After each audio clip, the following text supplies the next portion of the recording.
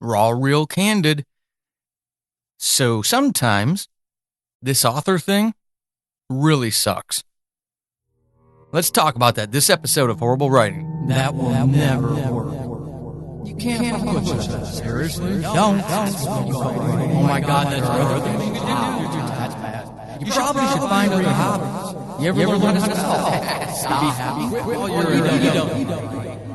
Don't bother me. I've seen better people. Do you really want to? And my third grade, give it up.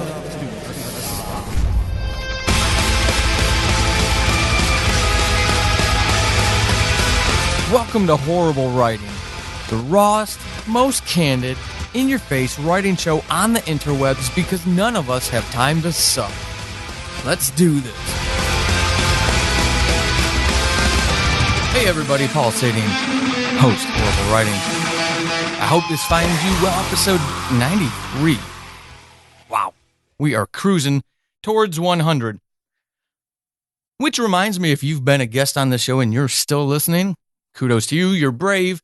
But also, episode 100 is quickly approaching. You got an email from me about what I would like from you if you can be part of the 100th episode. So be sure to go check that out. And if you don't have it anymore, just reach out and I will try to figure out where my draft is so I can send it to you again. But this episode, more importantly than anything, is to those who haven't published yet.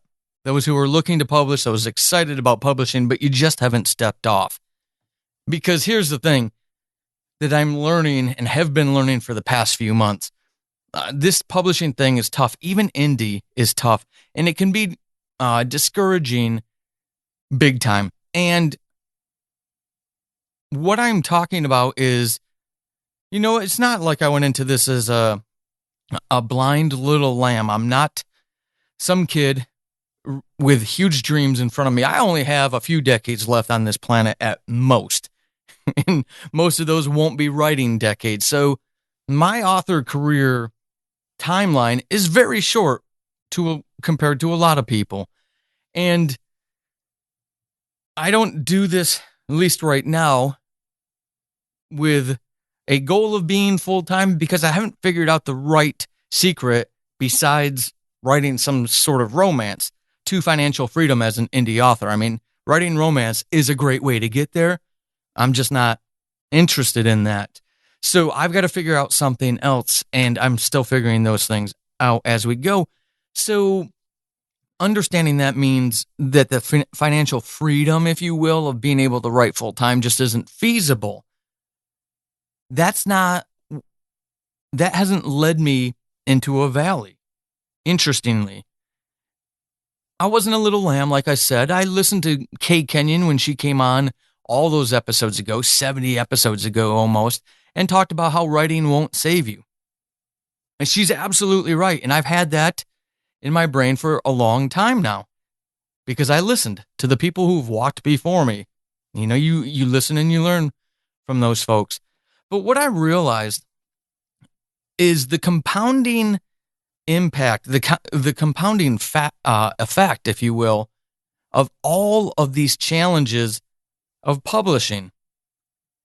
And where it's got me to the point, last couple months, we're recording in June of 2019. So for a number of months now, suffering some sort of writing lethargy, if you will.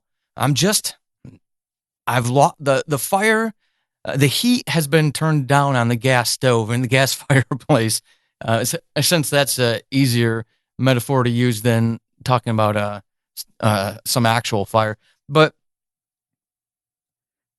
I do have more time to get done what I want to get done than what I am getting done when it comes to things like Amazon ads and newsletters and all of those, another freebie or lead-in free, that perma-free offering, taking things wide, getting audiobooks done. These are all things I have to get done. Facebook ads, Twitter ads, Instagram ads, Pinterest, right?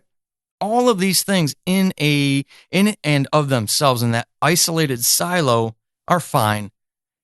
But what I've noticed is the last few months, trying to learn all those things for the past year has really worn me down. And it's really slowed my processes down. I mean, it is June, the middle of June. The scales is still being worked on. I'm waiting for the ACR period to end so I can get those advanced copies back and go publish those. And I'm staying away from certain things because I know it's just not what I need to expose myself to right now. For example, Amazon, of course, because that's my timing with everything in life. Once I get into something major happens / changes, and it disrupts a lot of things. There are people who know what they're doing and have been around for years, and they're suffering. I was just starting to learn ads. Amazon changed something and the bottom fell out. And it's really discouraging to watch the lack of impressions, how many people saw the ad, the click-through rates, the cost per clicks, all of those things going in the wrong directions. Taking a book like The Scales that was outlined years ago and worked on occasionally to making it a priority. Taking a second audio drama and adapting it to a novel. All of those things, when it kind of sucks your excitement away. And if you're not ready for it, if you're not prepared for it, it could really disrail you. If you are a person who struggles with focus, eye on the prize, goal attainment like I am, it's possible, were you in my shoes, you might walk away. And I'm not saying I'm all that. Trust me, I'm not. What I'm saying is I'm carrying that burden on my shoulders, on my back, and it isn't fun. It's making me fall out of love. And anytime that happens, usually it comes out in ways that I don't want. And then ultimately I kind of just fade away. Kind of like what I did with audio drama. I still offer audio dramas to my patrons. So if you're a patron of the show, you get stuff. But the fire is not what it was in 2015, not even remotely close. I don't yearn to learn new things in audio anymore. I don't yearn to be part of that community because of the toxicity, the preferential treatment, the tribalism that is very evident in audio drama. I want no part of it. So I kind of slowly faded away until the only thing I have in a fictional podcast form is, behind a paywall, except obviously for The Stories We Tell, which is a communal group from the, collaborative process. Well, not really collaborative, but the aggregate effort process in the Horrible Writing Writer Support Group, our monthly challenge. But I'm only a small piece of that, a small part of that. For you,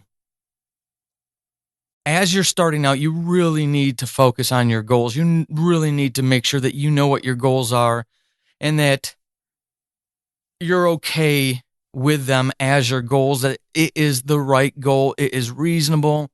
It's specific. It's realistic. You've got that time-defined nature to it. But at the same time, you have to prepare yourself for the inevitable valleys that come along. What works for you when you've been beaten up, kicked around, knocked down, stomped on, etc.? What are those things that help you push yourself back to your feet, get up, dust off, and go again? I thought I had it with the writing. Now, those of you who listen a long time, you know that I also have the still recovering, even though it's June, still recovering from the Achilles, still a walking boot. So I can't run, I can't hike, I can't ski, I can't go to a beach without worrying that I could do something to the Achilles again, going on 8 months now. So the writing was that nice escape. And then if the writing sucked, it was being outside and doing things and being active. Well, that's been taken away. I don't even have that anymore. So it's been the writing. That's a dangerous position to put yourself in. Put myself in.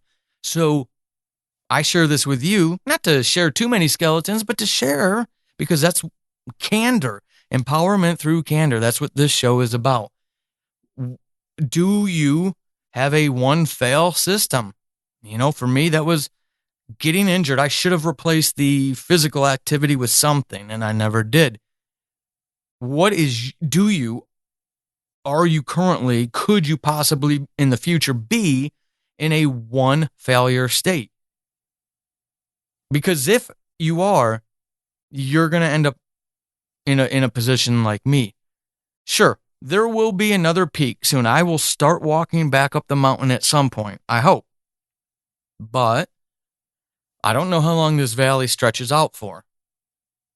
So, you look at your world, look at those things, think about, am I in that one failure state?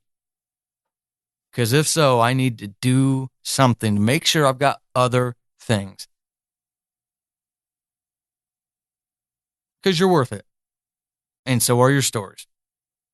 So, until episode 94, keep being epic. This has been Horrible Writing, and hopefully after this episode, you suck less than you did at the beginning. I am Paul Sading, your host extraordinaire. You can find me over on the Twitterverse @WritingHorrible and over at paulsading.com/horrible-writing. Until next time, suck less.